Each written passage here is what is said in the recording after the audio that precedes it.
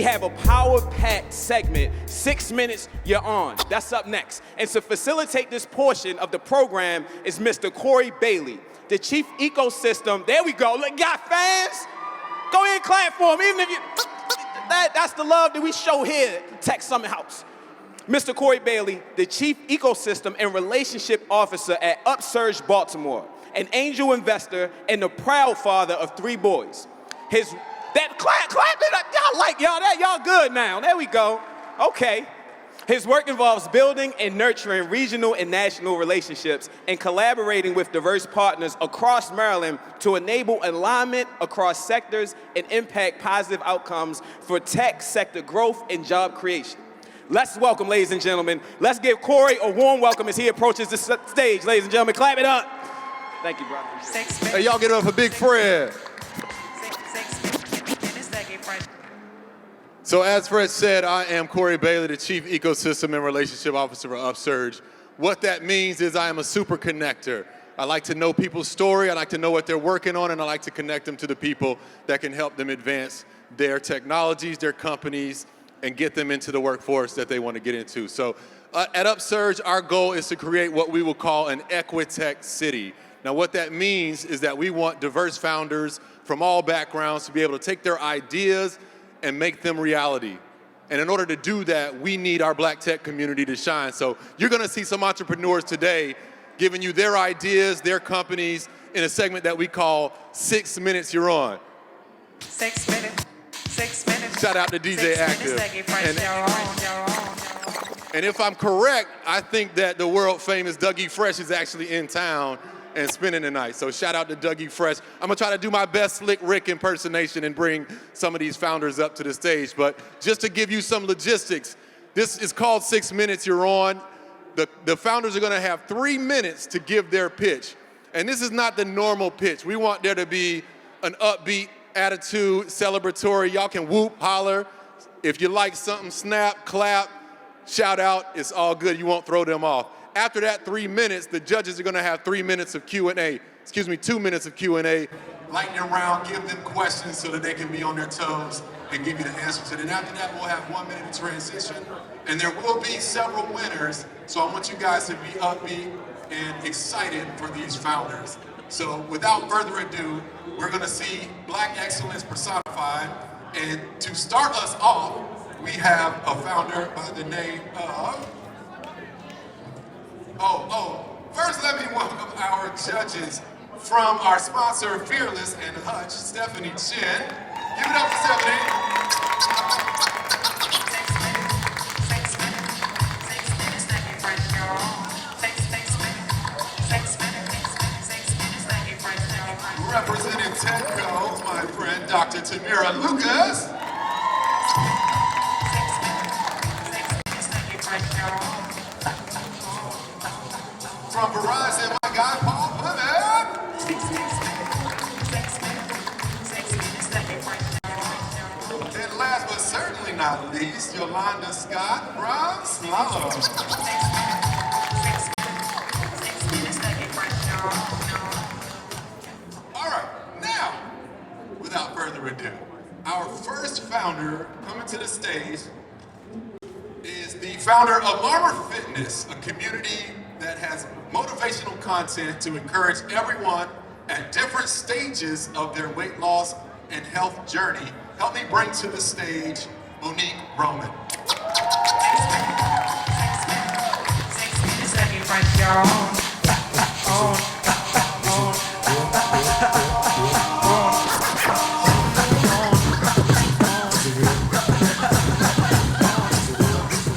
All right, you're gonna see your time go on the clock, and then you can roll. Kill him.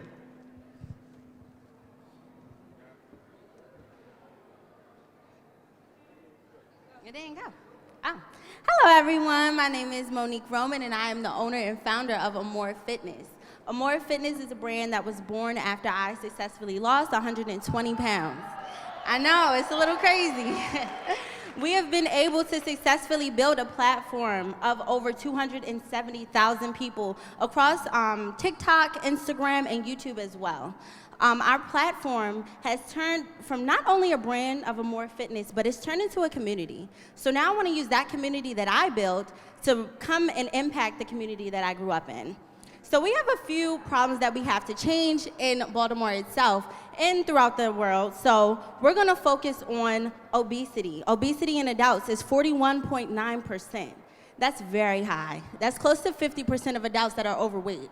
We're also going to focus on college goers. I'm a Morgan State student currently.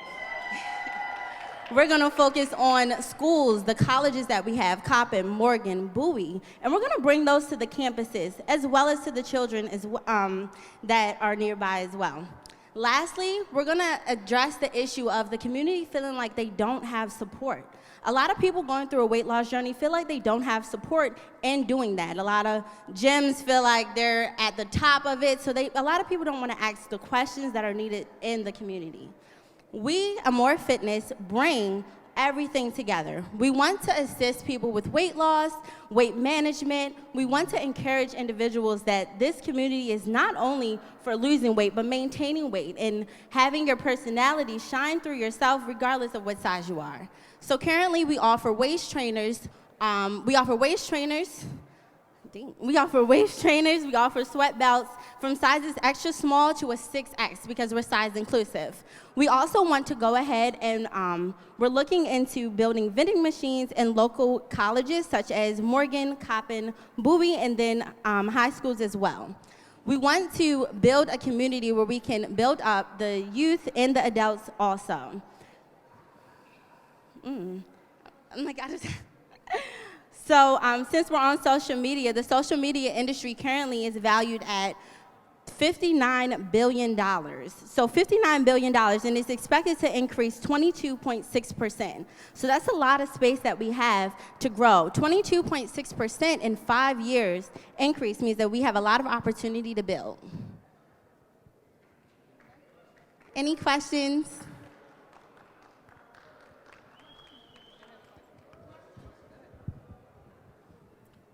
Thank you for the great presentation, and definitely going to be looking into Amore Fitness. Just one question for you. As you were talking about vending machines and putting them on college campuses, what exactly do you envision putting in those vending machines?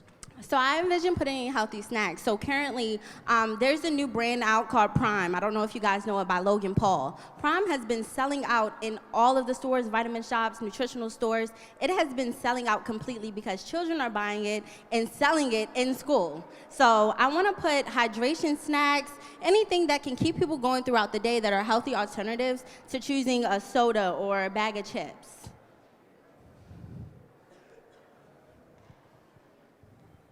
Outside of social media marketing, what's your other strategy of getting to your customers? So getting to my customers, we do offer marketplace events here, well, not here on campus, but at Morgan State University, we have a ton of vending events. And then I reach out to other organizations that are in the Baltimore area, and we're able to come and vend at those events as well for people who aren't on social media. Quick question. In addition to the products that you're looking to sell, do you also provide services as well? Yes, I didn't have enough time to mention it, I'm sorry, but we do offer services online. Currently, we are a motivational page, so we offer motivation. I give tips and tricks with health opportunities. I do giveaways, we do juices, meal preps, we do everything. So winning this $5,000, what would it do for you? How would it transform your business? So I need to trademark my business. So we've been open for 7 months now, so we're looking into trademarking. And then we also need to revamp our inventory and get more in.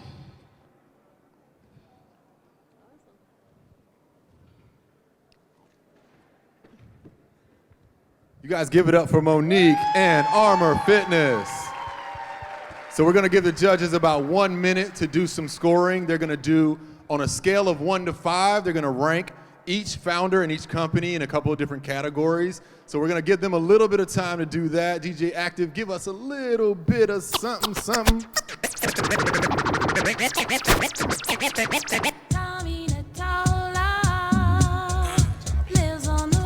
All right, bring it to the stage our next founder. I love that this company stands on 4 pillars: finance, education, ownership, and community. Help me bring the founder of Let Bob to the stage, Anthony Buchanan. 6 minutes, 6 minutes, 6 minutes, 6 minutes, 6 minutes, 6 minutes to get fresh, y'all. Man, first of all, give a hand for Black Tech.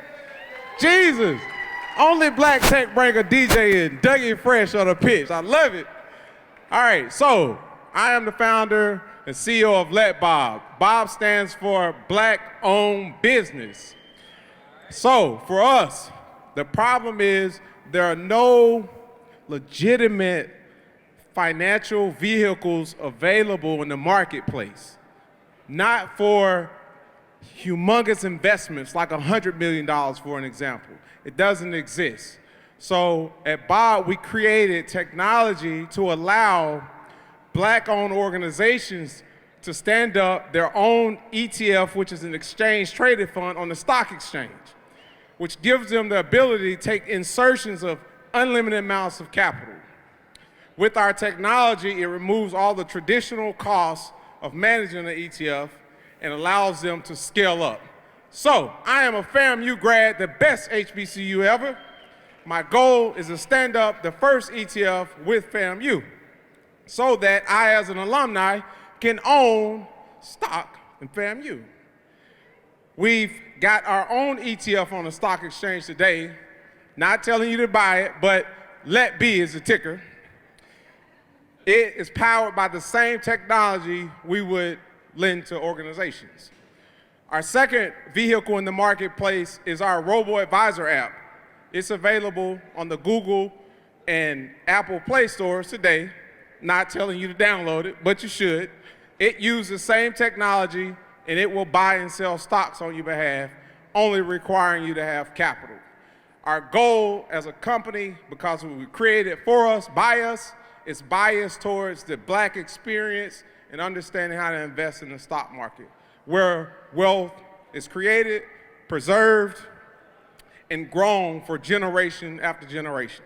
So, help this country boy achieve this goal of getting these vehicles available for investments. Judges, do you have any questions?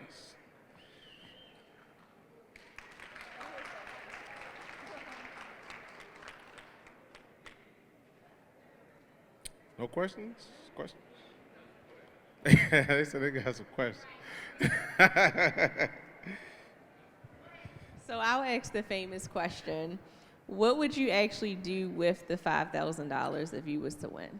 So for us, we were here more for branding, right? So we would scholarship the money to a student that's in the area of finance and technology, because our brand is about Black business, Black tech, and Black finance. So that will be our effort with the monies. So that's awesome. You've already scaled your business quite a bit. Excuse me, I didn't hear you. Can you guys hear me? I can now. Okay. All right. You've scaled your business quite a bit, it seems. And so, what's next for you? So, because we're doing something pioneering, right? When we're talking to the HBCUs, they're in a consumer mindset. So the goal is to shift this mentality to ownership, because we're like electricity before electricity. And so we're needing capital in a large amount to educate first, so they understand the benefit of the circulating of the monies within the university and buying Black-owned investment vehicles from in their endowments. They can't do that today because they don't exist. Yeah. So it's really an education to HBCUs around How to own your own vehicle. Their own business. Okay. Yes. Gotcha. And circulate within the community and not continue to circulate out. Any other questions? In addition to HBCUs, who is your ideal target customer? Because you're not telling them to download the app, but they should, right? Yeah, well, from the ETF, the products that is available for organizations, any Black-owned organization who is currently holding an endowment would be a qualifying customer, because they're being forced to invest in a non-Black vehicle. And so we want to stand up more so we can demand your bigger brands like your Verizon's here, your Walmarts, your Amazons, to invest black. Yes. Is there a minimum amount needed for that endowment? Yeah, to start for an instant stream for the university is $25 million. Average endowment size range from 100 million to, I think Howard has the biggest one that rises at almost $1 billion. But interesting fact, Harvard's 40 billion plus. Big gap, right? Yeah, so any more questions or are we good? Thank you all. Y'all give it up for Anthony Buchanan from Let Bob. We're gonna give the judges maybe 30 or so seconds to get something on, so DJ active. Killing me up here, man. Next up, bring it to the stage. Who loves good ethnic food? Come on now. Imagine if you had a platform for finding ethnically diverse dishes and then a community to enjoy them with. That is what this next entrepreneur brings to the stage with his app, Coho app. Please join me in welcoming Tunde Ogundipe. 6 minutes, 6 minutes, 6 minutes, they get fresh, you're on. Nowadays, planet Earth is a little smaller than it used to be. Thanks to the internet, social media, and globalization, we're more connected than we've ever been before.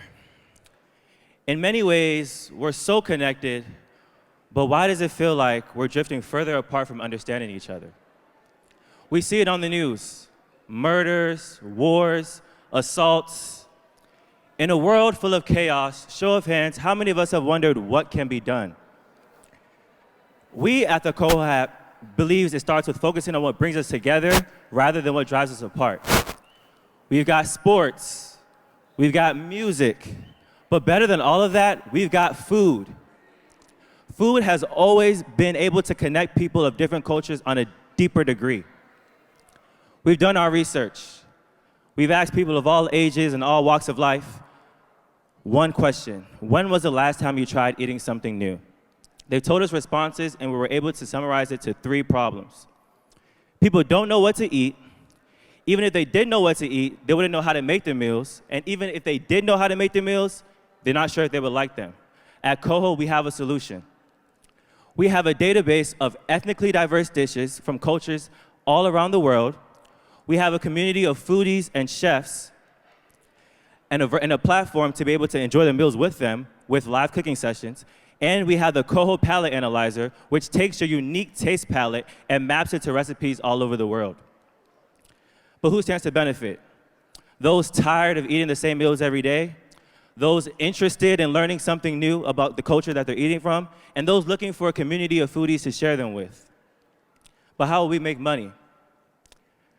The Coho app is using a freemium business model where we have users that have free content or limited content all for free, but then we have premium content for additional $2 a month that users can enjoy as long as they want. We're entering the $438 million recipe app market, and we expect to make $4.4 million in our first year. As more users join the app through affiliate marketing and we get more user-created content, Coho will then shift into the $104 billion creator economy market. The truth is, in many ways, in this world, we're more cultured than ever before, but less tolerant. We've increased our freedom, but at the expense of our values. Coho is here to challenge cultural apathy by spotlighting the people and the communities behind the recipes that we enjoy. If you're ready to join us, we'll see you in the kitchen.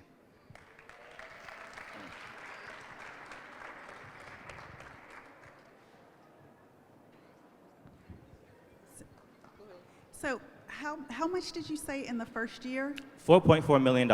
How did you get at that? So we figured out that the total market size for a recipe apps is $438 million.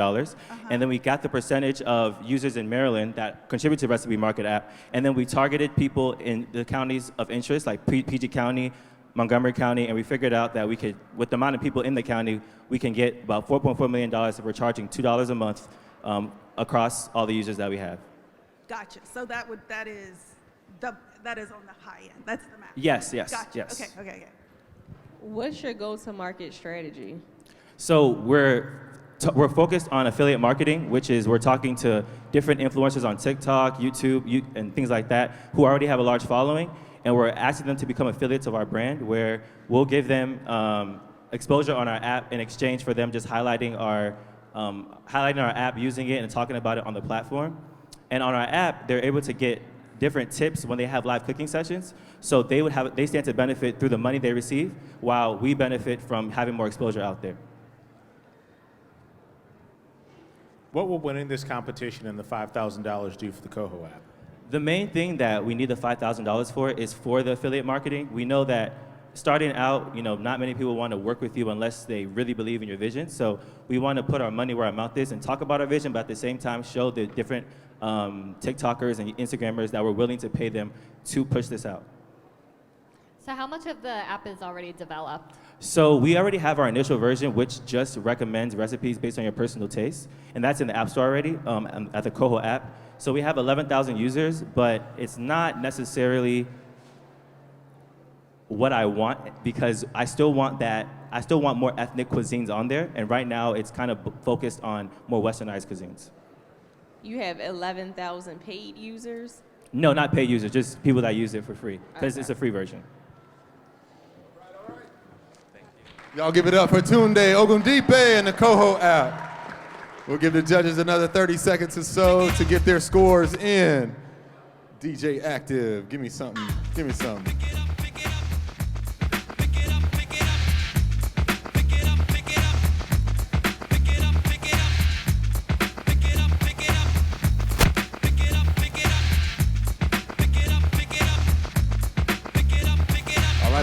All right, let's move it along.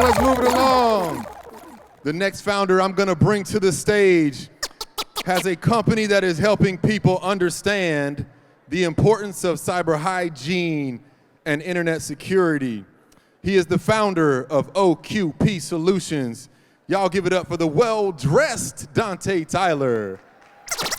6 minutes, 6 minutes, 6 minutes, they get fresh, you're on. 6 minutes, 6 minutes. CIAA, what's going on? We're gonna mix it up a little bit. Y'all ready? Hit that, DJ. Listen, we correlating cyber hygiene to your personal hygiene. Go ahead, cut it, DJ. You can cut me. Did you know that 2.6 billion people don't have access to basic hygiene services? 1 out of 3 people don't shower every day. I know that's crazy, right?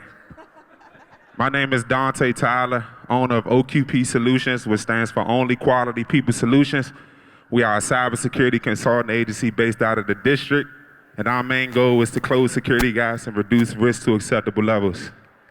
I'm also the founder of Cyber Hygiene, which is a book that went #1 on Amazon for a couple days, and we also turned it into an app. The main goal of the app is to improve the everyday user cyber IQ. How many of you in here, your first security awareness training was at your job? It's too late. I'm already in your system. Cyber Hygiene app is designed to improve your cyber hygiene. You probably like, oh, what's awareness training already out there? We know that. But we've categorized them into expensive, one-size-fits-all, boring, or they a one-trick pony. The Cyber Hygiene app is going to improve your cyber hygiene through a resource lab that has TikTok-inspired videos, short, sweet, to the point. We know your attention span is short.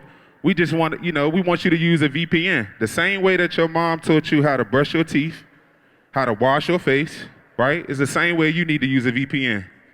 The same way you need to invest into an antivirus, right? Go ahead and spend that $100, right? It's worth it, right? Spend that money on a VPN, then encrypt your connection, right? How many of us doing business transactions? We got business owners in here, right? Right, come talk to me out there. Let me help you out. design your disaster recovery plan, a business continuity plan.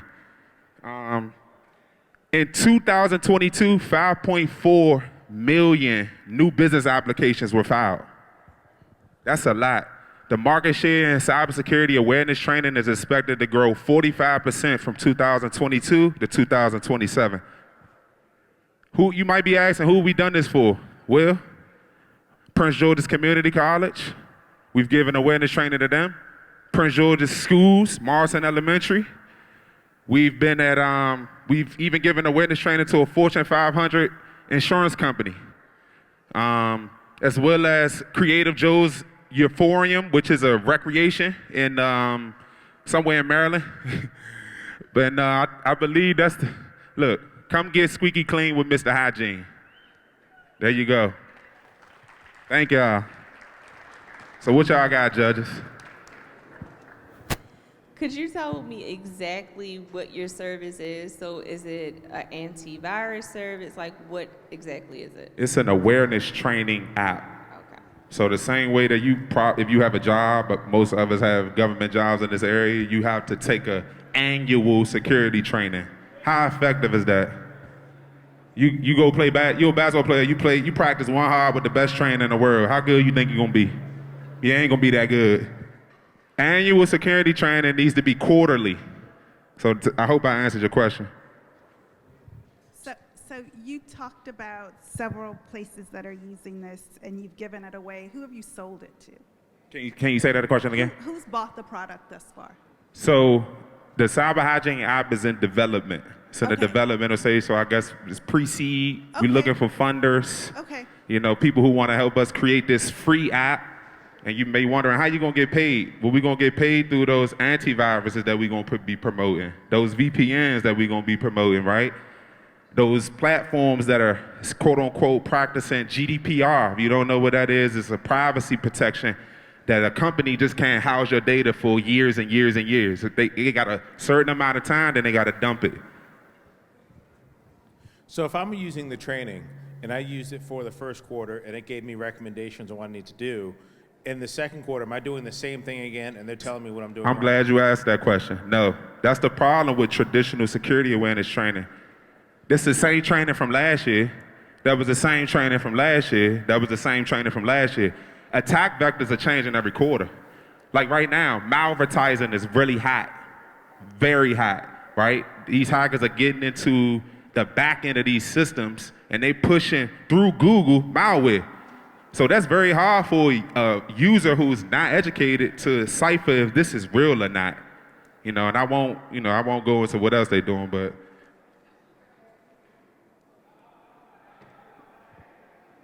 Y'all give it up for my man Dante. Good stuff, my man. Judges, 30 seconds. DJ Active, give me another classic. Oh man, going West Coast on them. West Coast on them. See the head nod. Let me see the head nod. I see you.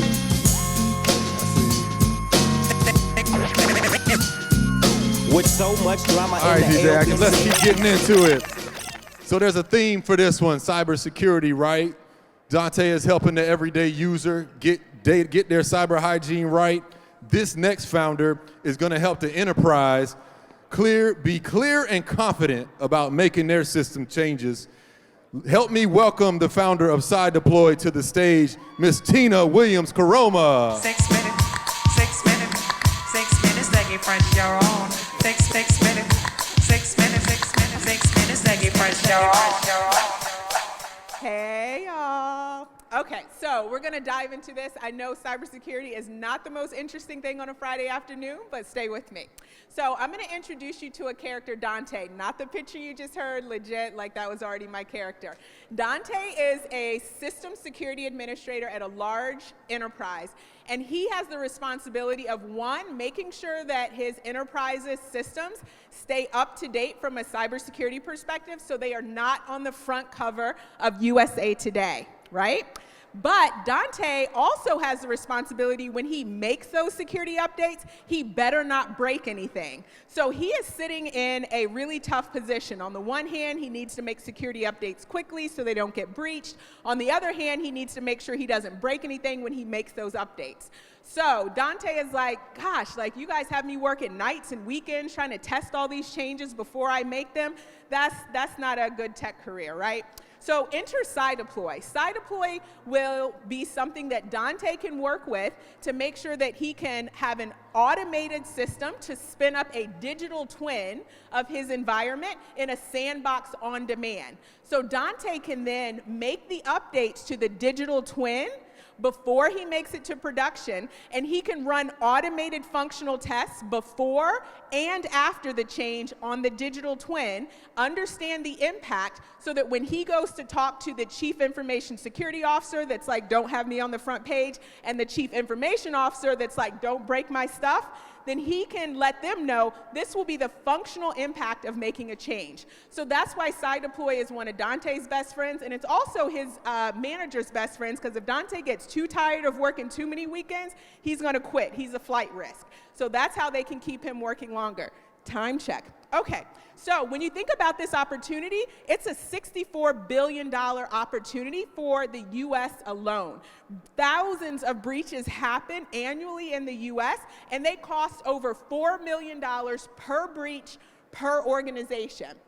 These breaches are expensive. That's the average. There's many breaches that are much more expensive, into the billions. So organizations have a vested interest in making sure that they are keeping their systems updated, and they no longer have to choose between security or operations. Our tagline is continuous security, continuous operations. You can have both. That's CIAA, and I look forward to your questions.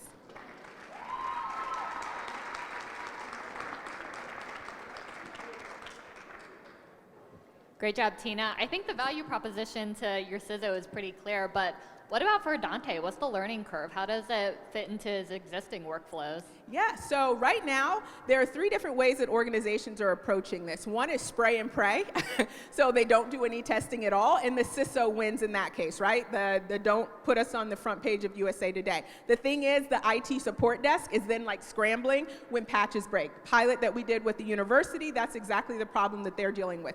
The other one is doing a limited deployment to production. So instead of like deploying it to like a sandbox or digital twin, you deploy it to production, but just a few systems, and then you see if like nothing wonky is reported after 2 weeks, then you assume it's okay. The challenge is that wonky normally gets reported on like the Friday before the Sunday when you're supposed to make the update, and then you end up trying to delay because you're like, what broke? What are we supposed to do? And that leaves the window open. The other one is actually creating a test environment where you can do all the testing, but that's a manual spin up of a test environment that actually looks like production. A lot of it's manual testing to make sure everything still works, so it's just very resource intensive. CIAA gives automation to that third and most robust category.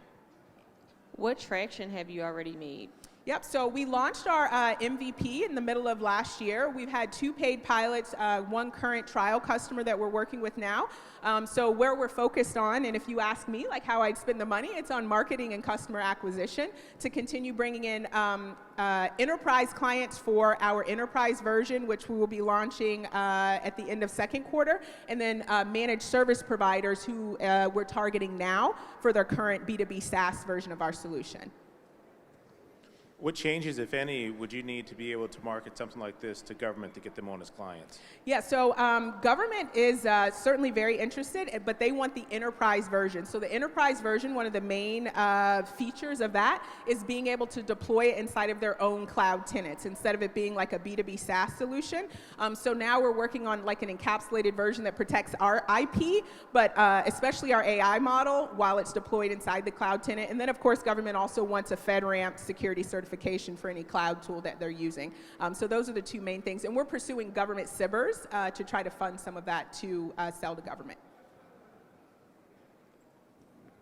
I had a question around what you do with the money, but you've already told us. All right, well, I'm ready to go. Thank you. I would spend it on marketing. Great job, Tina. Y'all give it up for Tina Williams-Caroma and CIAA. 30 seconds for the judges. DJ Active, give me another classic.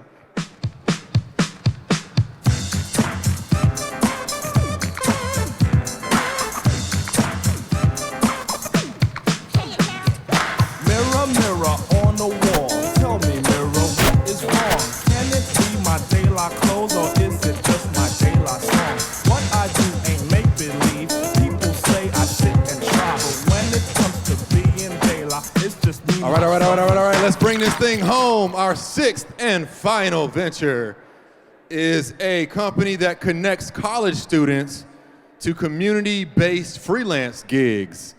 We're gonna have the duo come up and give the pitch. Please help me welcome to the stage Monday Udosin and Anthony Madu from Student Quest. 6 minutes, 6 minutes, 6 minutes, Dougie Fresh, you're on. 6 minutes, 6 minutes, 6 minutes, 6 minutes, 6 minutes. Hello, how you guys feel? My name is Monday Udosin, And my name is Anthony Madu. and we're here presenting Student Quest. So Anthony, he's computer science geek, and so he came up with this website that I thought was really creative. And I'm a biology major, so I like to solve problems, and we came together to, figure this issue out that we noticed on campus. So Student Quest is really university helping students while students help the university. So it's a freelancing website where students are first in line to get gigs on campus. So departments or people on campus will actually post their gigs that they need help with, and students can actually go and accept the gigs that they feel comfortable doing. With that, they build up their freelancing skills, which is a big deal. America has 60 million freelancers in the work market, and this builds their entrepreneurship skills and things like that nature. How will I put this, right? The website is basically still like on the works, but we've actually managed to pull up kind of raise potential freelancers on campus. And the most remarkable thing about it is that we actually had a little bit of success in the freelance platform, even without the website as it is. Yeah, so I seen the big potential in this, and I really wanted to get on this, and I'm like, yeah, this is a great idea, because I had a girl in my class. She was a single mom, and she actually had issues. I mean, she needed more income. She had multiple jobs. And then I seen that this opportunity could create a flexible working arrangement for her. So it would be awesome to make a better community for our HBCU and have people that are struggling to have an extra stream of income. And then to leverage the work on campus that, the departments sometimes are slacking or may have a delay in services from outsourcing. Now we can use the talent on campus and have these things done more quickly and, timely. And it'll benefit the students. And in addition to that, we actually have some faculty members requesting for the platform ASAP. So how will I put it, is such a remarkable thing to see. But although the platform wasn't available, we still managed to kind of create Google Forms to provide the help that they need as well.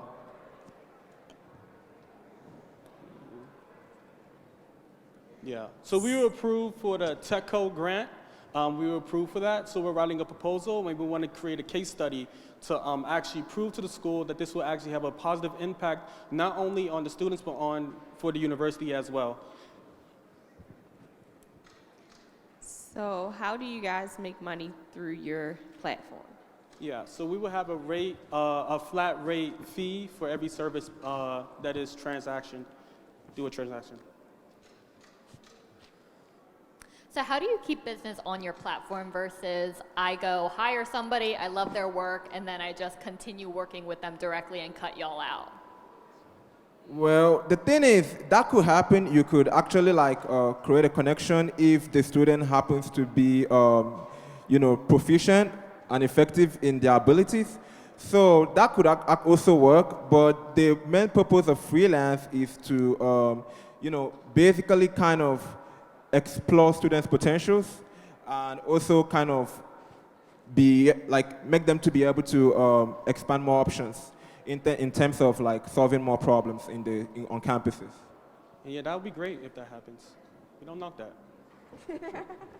What would you do with the money? You already have a grant. For this? For the $5,000, we would use this to have a case study. So we'll use this to fund our first few gigs for people, and also kind of make the software a lot more fluent by upgrading the software and things like that, so it's implemented more smoothly. Got you. You already have a case study, though, right? We're working on it. Oh, okay. How will the employers be able to really determine the effectiveness of some of the students they're applying? Will they be able to post a resume, or will their profile have a portfolio of their work for them to be able to choose from? It's a good thing that you asked that question, sir. So here is the thing. The resume will be included, of course, but we want to use a different approach, pictures and videos. So on the website, we will have pictures and videos, whereby the faculty member would kind of upload the picture of what they want to do, the problem that needs to be solved, and the student will take into account. And once the job is done, and for sake of review, we could upload that video back to that website showing that the work is done and this is the handwork of the students. So resume is good, but I think the video is effective, especially people like more of pictures now than reading texts. You guys give it up for Monday and Anthony from Student Quest. We're now going to give our judges about 3 minutes to score Student Quest and then compile the scores from the rest of the ventures. So give it up one more time for DJ Active. Now this one dedicated to the girl with the angel face and the devil. So we've got 3 winners that we're going to announce today. The first winner we're going to announce gave what the judges felt was the best presentation, so that's going to be our best pitch. Then we have one of our sponsors, Slalom, and their Impact Award. That is the company that they felt will make the biggest social impact. And then we will have our grand prize winner. We'll take some photos with the Slalom Impact winner. We'll take some photos with the grand prize winner as well. So without further ado, I would like to announce that the judges felt the best presentation, and I can tell because this brother practiced, came from Tunde, Ogundipe, and the Coho app. Give it up for the Coho app.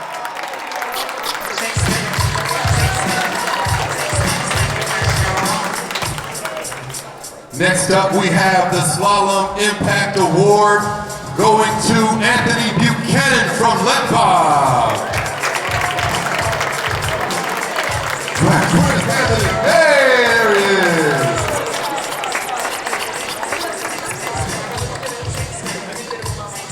And finally, our grand prize winner with the highest overall score from Armor Fitness, Monique Roman. Give it up for Monique Roman and Armor Fitness. I would love to bring our judges up to the stage. Please help me thank them again. Stephanie Chen from Hudson Fearless, Dr. Tamara Lucas from Tecco, Paul Plymouth from Verizon, and Yolanda Scott from Slalom. I would also like to bring the founder and CEO of Fearless to the stage. Give it up for Delali Zara.